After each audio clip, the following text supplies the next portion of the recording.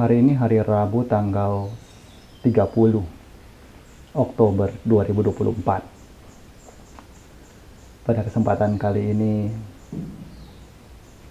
sudah lumayan agak sedikit lebih santai, karena kesibukan tugas-tugas berat sudah berlalu setelah 27 Oktober kemarin selesai acara Kathinadana di Wihara Wat Tham Klong Pen ini. Jika dibilang mulai dari 24, 25, 26 sampai 27, sungguh begitu luar biasa tenaga yang terkuras. Ibaratnya jika dikatakan seperti prajurit atau tentara, itu layaknya sedang berlatih nevisio, benar-benar tugas ekstra. Ya, jadi kalau fisik tidak benar-benar kuat, mungkin dapat dengan mudahnya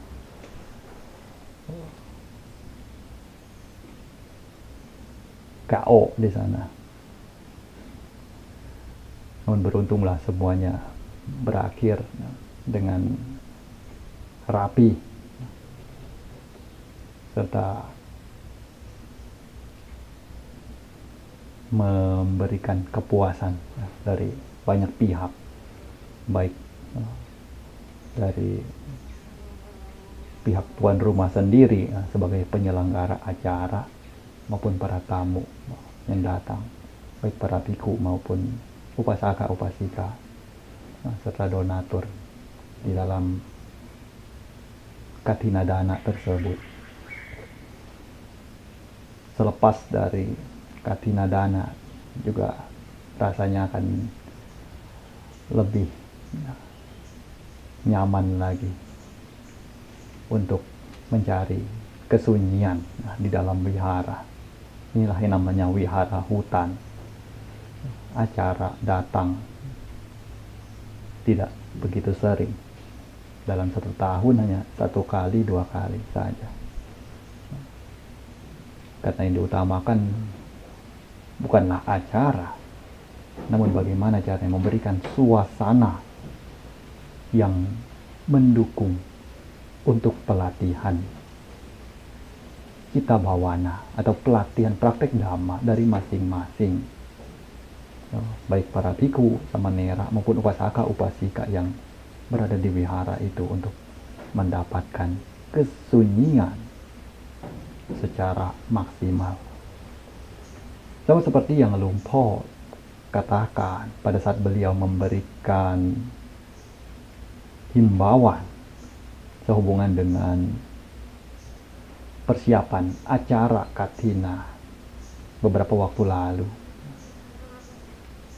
Beliau pun mengatakan pada saat ada acara, pada saat bekerja, juga tentunya haruslah melakukan pekerjaan dengan sepenuh kemampuan, seoptimal mungkin, sebagaimana mestinya. Bukanlah lari untuk bersikap layaknya seorang yang sungguh-sungguh dalam praktek meditasi. Karena pada waktu bekerja ya bekerja, ada waktunya untuk praktek meditasi menyendiri. Nah, di sana, di saat acara sudah selesai, beliau pun sudah katakan, ketika acara telah selesai, kembali lagi, segera untuk kembali ke mode semula, ke mode awal atau setelan awal. Yang setelan awal kehidupan seorang biku yang bagaimana? Ya, tentunya hidup dalam kesunyian, menyendiri,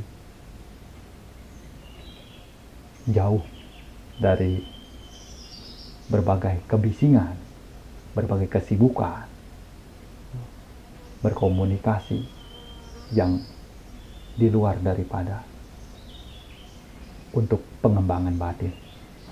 Nah, ini yang beliau sarankan atau tekankan, karena tidak jarang ketika seorang biku tidak mendapatkan suasana sedemikian, tidak bersuka cita di dalam kesunyian, umumnya juga tidaklah begitu memiliki kekuatan batin di dalam menghadapi berbagai godaan atau rintangan-rintangan yang ada di dunia.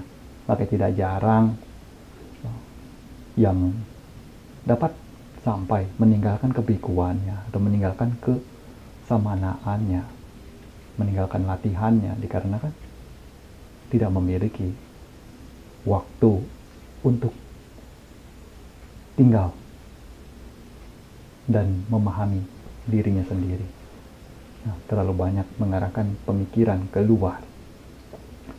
Ini tentunya cukup ironis, karena bahkan seorang yang boleh dibilang mendapatkan predikat sebagai guru meditasi sekalipun, juga tidaklah sedikit yang harus melepaskan statusnya sebagai seorang samana dikarenakan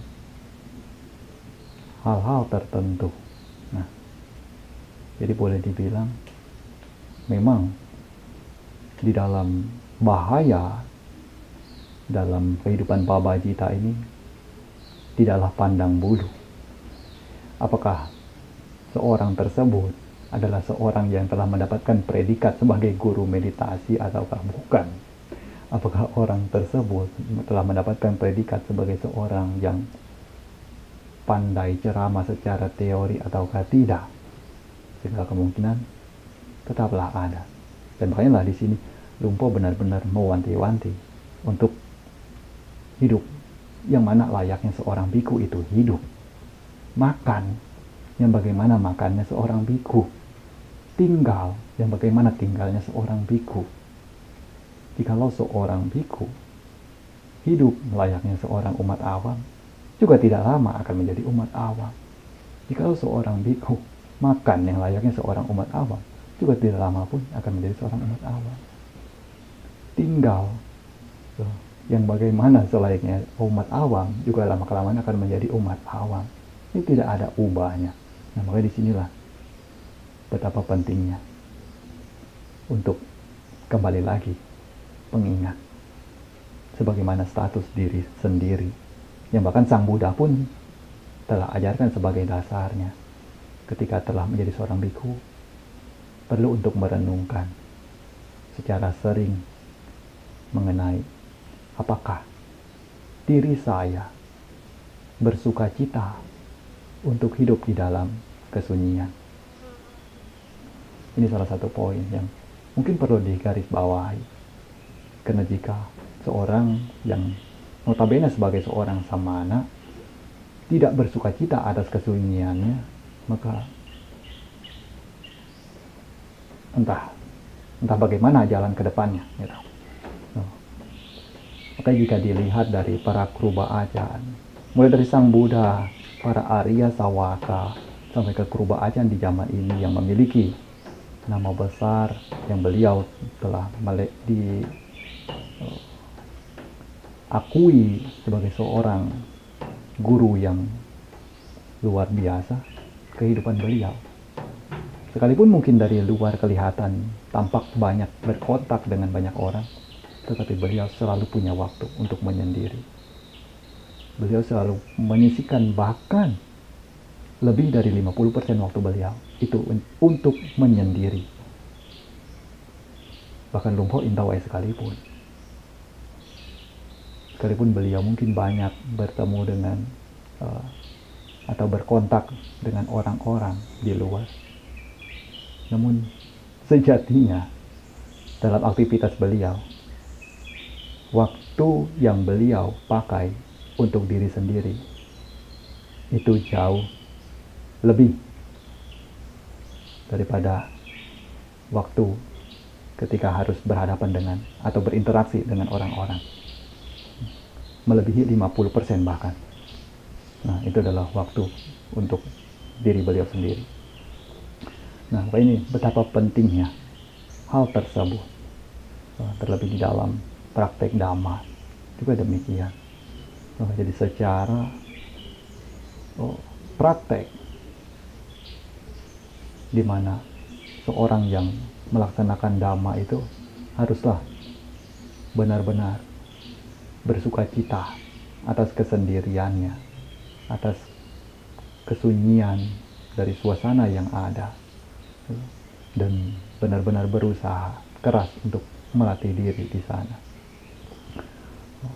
Ini jalan yang dapat untuk membawa menuju apa yang dicita-citakan. Sebagaimana yang Sang Buddha katakan, mulai dari kaya wiwek. Kaya wiwek itu mendapatkan atau mengkondisikan suasana yang damai bagi tubuh jasmani. Lingkungan yang sunyi, jauh dari sentuhan banyak orang. Kemudian secara makanan juga cukup, udara juga cukup, tidak terlalu panas, tidak terlalu dingin. Nah, mulai dari kaya wiwek yang sudah cukup untuk memberikan kedamaian, untuk memberikan kenyamanan, lalu kemudian mendapatkan yang disebut dengan cita wiwek. Cita wiwek itu adalah pikiran yang damai, karena tubuh jasmani telah mendapatkan kondisi yang damai. Selanjutnya pikiran pun akan mengikuti, akan mendapatkan itu. Setelah mendapatkan cita wiwek dengan pikiran yang tentram, pikiran yang damai, itu pikiran yang mendapatkan samadhi, juga akan mengarahkan pada upadi wiwek. Upadi wiwek ini adalah kenyamanan batin atau kedamaian batin daripada tidak adanya gangguan berarti dari kilesa atau kekotoran-kekotoran batin. Karena pikiran telah berada dalam keadaan yang tenang, keadaan yang damai.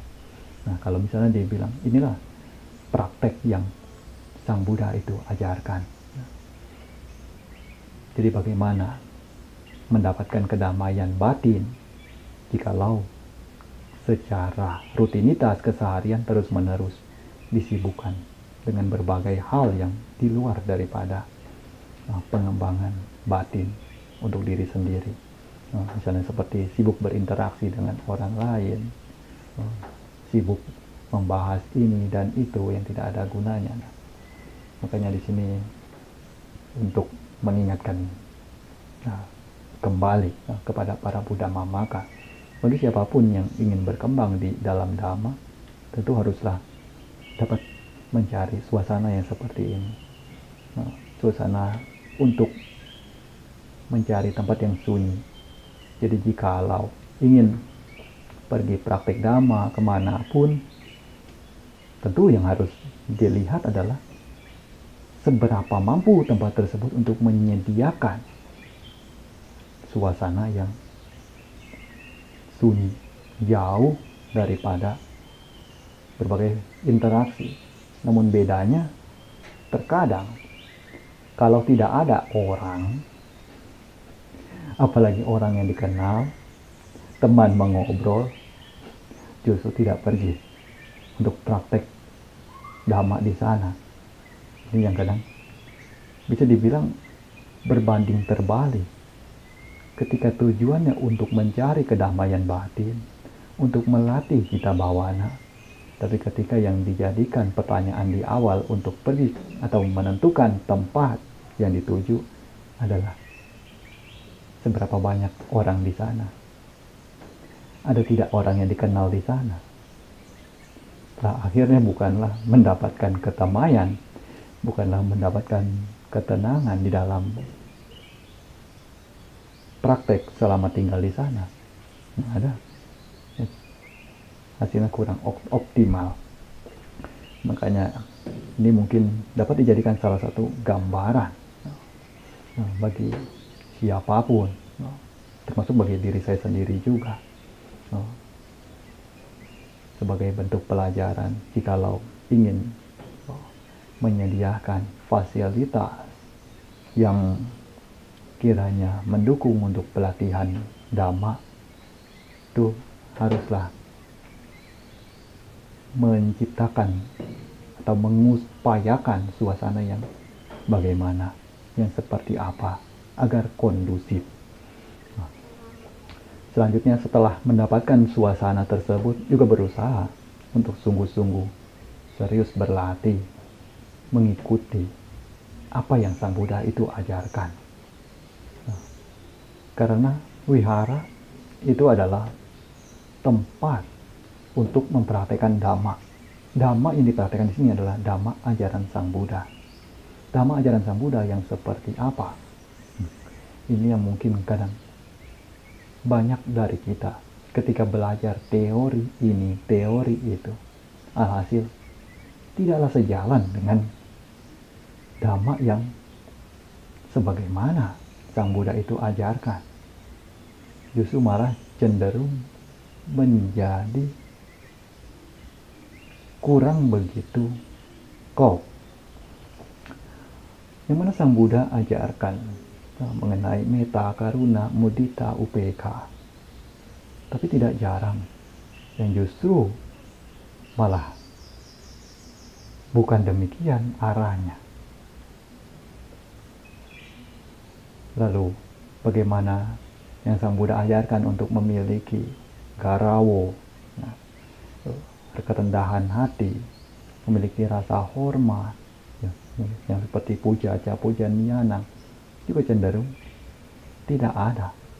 Malah semakin berlatih, semakin bertambah pengetahuan secara teori, justru semakin jauh daripada memiliki kerendahan hati dan rasa hormat kepada orang yang patut dihormati.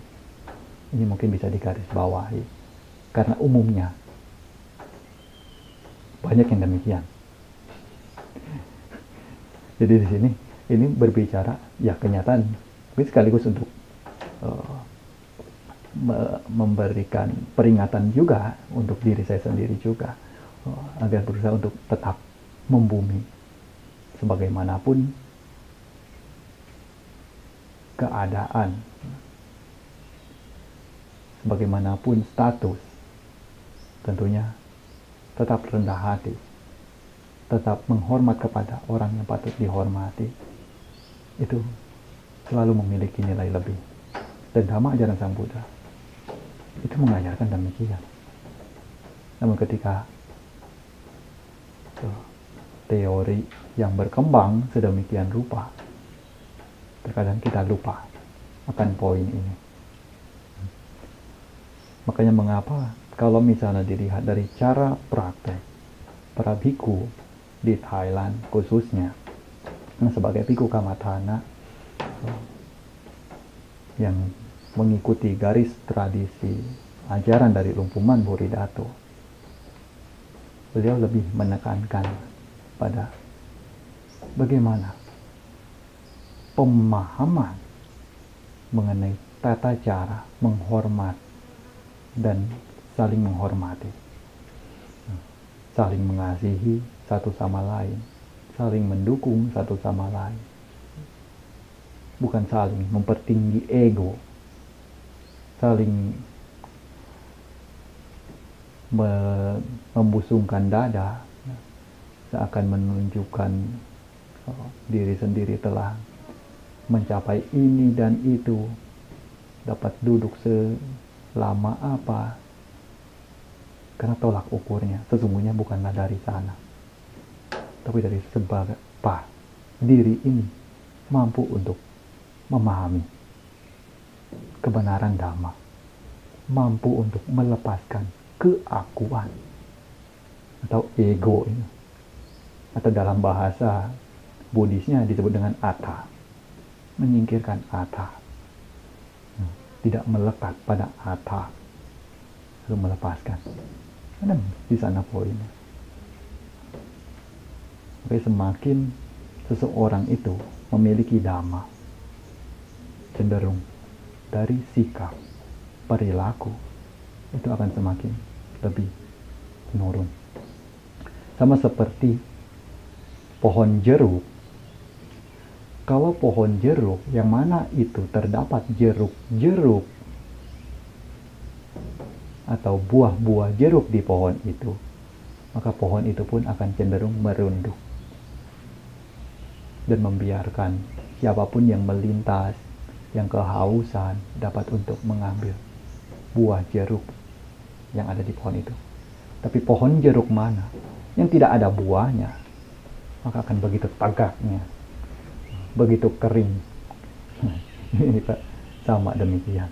Orang yang kosong itu akan semakin meninggikan diri dan semakin tidak tahu bagaimana caranya untuk merendah dan menghargai orang lainnya.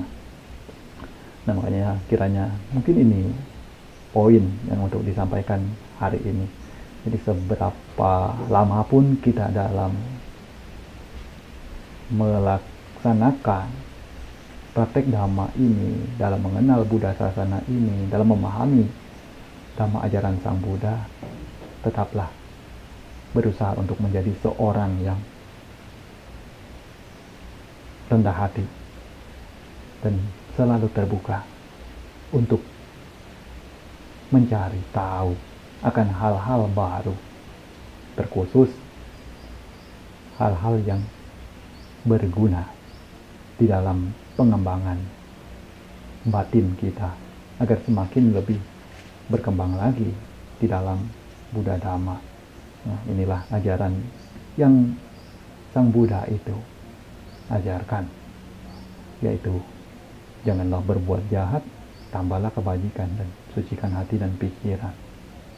Nah, ini semua Buddha akan mengajarkan demikian, yang mana sudah semestinya sebagai Buddha Mamaka kita tanamkan ini dalam-dalam, untuk kemudian mulai berusaha lagi untuk memahami apa itu dukkha,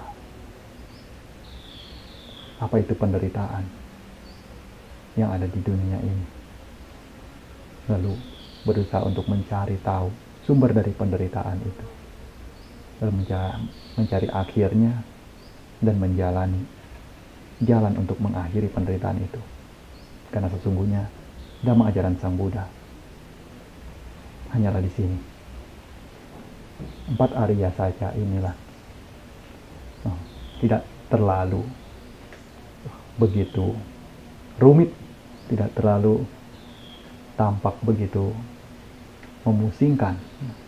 Hanya saja kebanyakan dari kita yang tidak puas dengan itu membuat menjadi semakin lebih rumit, menjadi kesana kemari, alhasil tidak memperoleh apa yang disebut dengan kedamaian batin. Jadi semakin ingin mencari ini, mencari itu, menguasai teori ini, teori itu, bukanlah kedamaian yang diperoleh, malah semakin pusing di dalam pikirannya. Nah, makanya ini perlu untuk digaris bawahi, perlu untuk diingat-ingat juga. Bukan berarti tidaklah baik untuk belajar. Bagaimanapun belajar adalah hal yang baik. Namun setelah belajar itu, itulah harus paham bahwa belajar itu adalah untuk apa. Dan setelah belajar juga haruslah bersikap atau memposisikan diri yang secara bagaimana. Inilah pentingnya. Dan yang tidak kalah pentingnya lagi itu adalah memiliki tujuan yang jelas. Jadi bagaimanapun seseorang jikalau tidak memiliki tujuan yang jelas dalam hidupnya, alhasil semuanya akan menjadi random. Sekalipun benar bahwa di dalam kehidupan ini segala sesuatunya adalah tidak pasti, anicca. Tidak ada sesuatu yang dapat stabil. Apapun bisa saja terjadi. Namun bukan berarti tujuan hidup kita pun juga random. Bukan berarti tujuan hidup kita juga tidak jelas. Tujuan hidup itu haruslah jelas. Sekalipun kita belum melihatnya, namun itu sudah harus ditetapkan dan berusaha untuk menjalaninya dengan cara yang tidak harus terus menatapnya. Sama seperti ketika kita ingin mencapai tingkat ketinggian daripada puncak gunung, tentunya kita tidaklah dapat terus-menerus memandangi puncak gunung itu untuk dapat sampai ke sana. Karena bisa dengan mudah, kalau tidak awas, itu malah jatuh ke jurang, tidak lihat yang dekat-dekat. Namun tujuan tetap harus ada, yaitu sampai ke puncak. Tapi bukan hanya memperhatikan ke sana, tapi lihat sepanjang jalan yang akan dilalui. Ada apa saja di sana untuk menuju ke puncak tersebut. Nah, inilah yang namanya poin penting tujuan hidup, karena dengan demikian cepat atau lambat juga akan sampai di sana. Nah, selain cerita, jikalau tujuan hidup itu tidaklah jelas, maka tidak tahu entah sampai di mana. Jadi sama seperti kapal layar yang tidak memiliki tujuan kemana akan berlabuh, tiupan angin yang keras sekalipun tidak dapat menolong apa-apa. Kompas yang bagus sekalipun juga tidak ada bergunanya, malah hanya akan mengarahkan pada jalan yang salah. Jadi tujuan hidup itu haruslah ada. Jadi ibaratnya seseorang yang tidak memiliki tujuan hidup yang jelas itu layaknya kapal layar yang demikian, yang sekalipun ada tiupan angin maupun kompas juga tidaklah dapat memberikan bantuan apa-apa. Dengan demikian, orang yang tidak memiliki tujuan hidup yang jelas di dalam hidupnya, sekalipun memiliki modal yang cukup, memiliki rekan-rekan atau teman-teman kalyanamita yang baik di sekelilingnya, juga tidak dapat membantu apapun. Karena sesungguhnya semua harus kembali lagi pada tujuan hidup sendiri. Karena yang akan menjalaninya adalah diri sendiri. Dan untuk dititipkan kepada para Buddha Mamaka sekalian, agar fokus pada bagian ini.